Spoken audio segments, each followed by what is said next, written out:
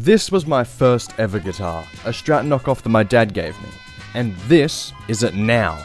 I spent about $300 Australian dues on upgrading everything in this guitar, from the pickups, electronics, bridge, and tons of aesthetic upgrades to turn this into what I would consider to be a quality Stratocaster Squire would blush at. You know what else Squire is blushing at?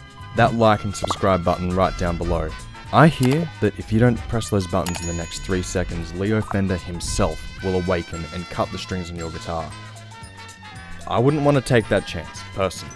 That's just me. I bought all of these parts off Amazon, and while they're not sponsored or anything, I will leave an affiliate link to everything I bought down below in case you want to pick it up too. Anyway, let's go through some of the upgrades I made. Starting with the pickups, I got some Wilkinson SSS Strat pickups for a little over 60 Australian dollars. I'm pretty happy with how these sound overall, and honestly, for the price, they're hard to beat. Next, I got a Wilkinson Deluxe 6-point tremolo bridge for about 40 bucks. This gave me a little trouble, but it's not the fault of the bridge at all. This was on me, but I'll get into it later. I also got all new electronics for the guitar. I went with a Tone Shaper guitar wiring kit for SSS Strats. This came with a selector switch, a volume and 2 tone knobs, a treble bleed circuit that I didn't end up installing, and a bunch of color-coded wire ready for soldering. This was actually a great kit to work with. It came with a diagram showing exactly where to solder everything. It was great. It was pretty simple. I also bought a new bone nut for the guitar, but in hindsight, I really didn't need to make the upgrade, and honestly, I kind of regret buying it. I already bought a new nut for the guitar not too long before I made these upgrades. I just kind of wanted to make it all, a uniform upgrade. I didn't really need to do it though. Now onto the aesthetic stuff. I wanted the pickups and the electronics to have a really nice chrome look to it, and I went with the tortoiseshell pickguard because I thought it complemented the chrome and the black body really well.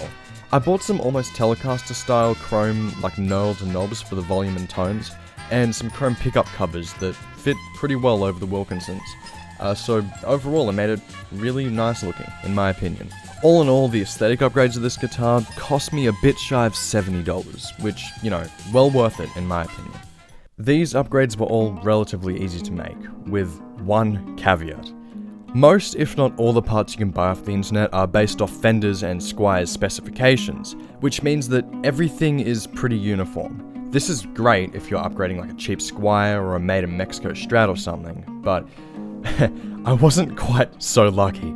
My guitar was made by a company named Arbor, and because of, the fear of being sued into the ground, they can't copy Fender exactly. This means that certain screw hole placements and holes aren't the same as other Strats.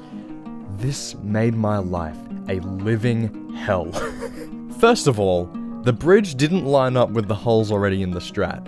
This is the issue I talked about earlier. So with the 6 screws at the front, I literally had to screw some of them in at an angle to fasten it properly. Next, the pickguard holes didn't match with the last one, which means I had to screw almost 11 new holes into my guitar body to make it fit. Luckily, all the old holes were covered by the pickguard so you can't see them. Anyway, next.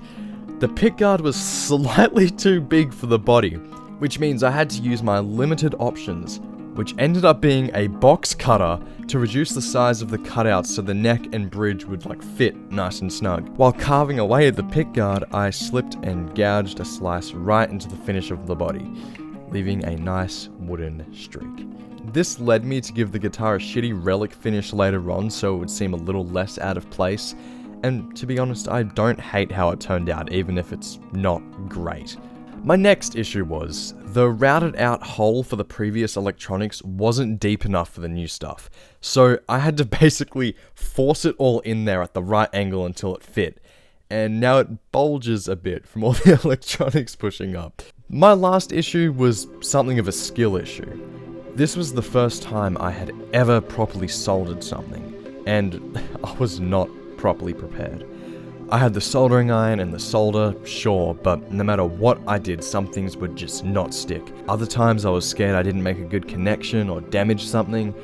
It was a tedious, frustrating, and mind-numbing experience, and honestly, I blame it on why I took up smoking cigarettes.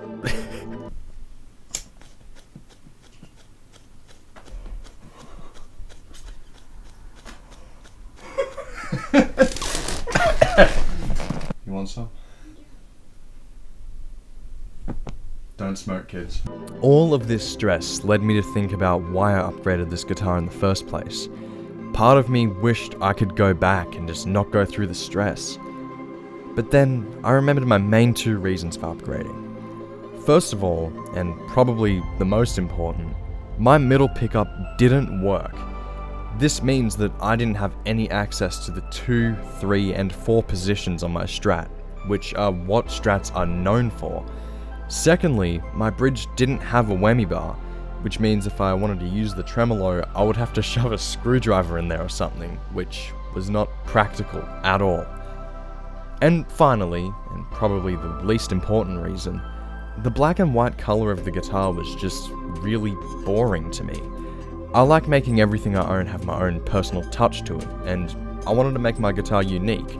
So, to cap this whole experience off, because of the scuffed nature of how I did, well, everything, I was very worried that for some reason it just wouldn't work. And I was so concerned that I had irreparably damaged something with the soldering iron, or the pressure from fitting the pickguard in there messed up the electronics, or a myriad of other possibilities. And when I plugged the guitar in and turned the amp on, no signal. Nothing. No sound at all. My heart dropped. So, I took the pickguard off and made some of the soldering connections better, making sure I was mostly confident in my work before, putting it back together. It turns out, it wasn't the guitar at all. My power supply for my pedals had unplugged itself, so the signal chain just broke and my amp wasn't getting any signal to begin with. So, it wasn't the guitar. Thank God for that. This made me a little relieved, but when I tried the guitar again, I could finally get sound. The only issue was, I could only faintly hear some notes over the super intense buzz and feedback I was getting. Alright, so, I've got the strings on it. The action is kind of done. It's still, there is still string buzz. I'll have to adjust the truss rod, and everything like that. But, I'm going to plug it in and see if it works.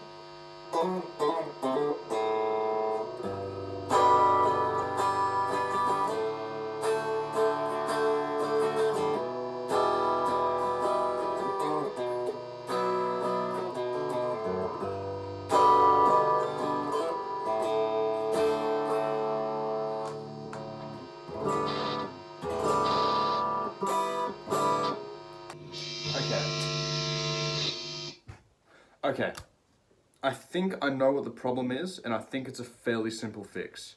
I'm pretty sure it's a problem with the output jack itself, because it is pressing against the wood and it's not super well done. I'll admit I kind of rushed it, so let me try and fix that, and I think it should work.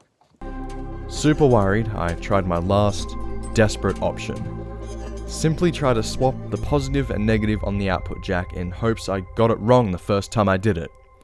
I resoldered the jack, and it worked. I finally had a working guitar, and in my opinion, a very sexy guitar compared to what it used to be. I tuned it up, adjusted the bridge, and tightened the tremolo, and just like that, I'd upgraded my guitar. This sounded very stressful, and in truth it was. For me, I can assure you that the majority of my issues came from either a lack of experience or lack of research, as I just assumed that the parts would fit after taking a few measurements. I promise you, if you are starting off with a Squier or a Fender Strat, or at least one that uses the same measurements all around, these parts should just slide in and be good to go. It should just be swap it out and it's good. If I was starting with a Squier Bullet or Sonic or an Affinity, providing that the body was thick enough for the bridge, everything would have went so much smoother, and I probably wouldn't have even bothered adding in an issues section to the script. And so, after all that, let's hear how this guitar sounds.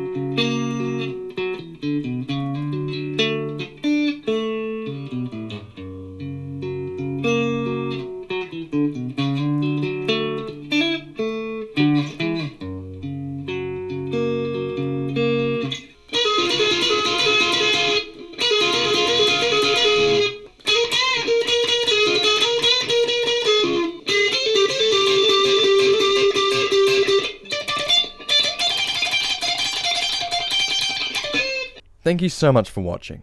I hope this video inspired you all to go out and try upgrading a cheap guitar you might have.